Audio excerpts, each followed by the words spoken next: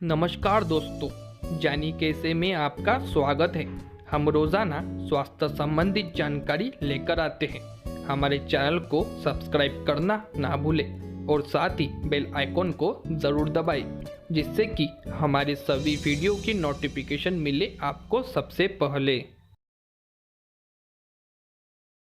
जब भी मौसम में बदलाव होता है तो वायरस इन्फेक्शन होना आम बात है और इसी के चलते पेट में दर्द, सिर दर्द, सर्दी, जुकाम, खांसी आदि समस्या होने लगती है।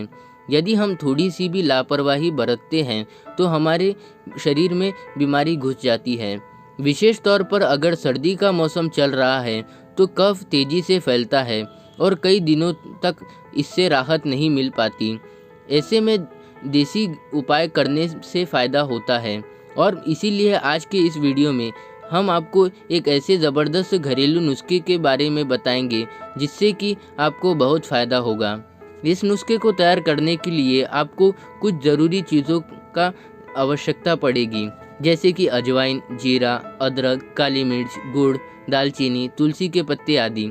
आप सबसे पहले किसी बर्तन में 3 कप पानी लें और आधा चम्मच जीरा, आधा चम्मच अजवाइन, कद्दूकस किया हुआ थोड़ा सा अदरक, 3 से 4 काली मिर्च के दाने, थोड़ा सा गुड़, साबुत दालचीनी और तुलसी के पत्ते, इन सभी को उबालकर आप एक तरफ रख दीजिए और ठंडा कर इसमें थोड़ा सा शहद मिलाकर इसका सेवन कीजिए।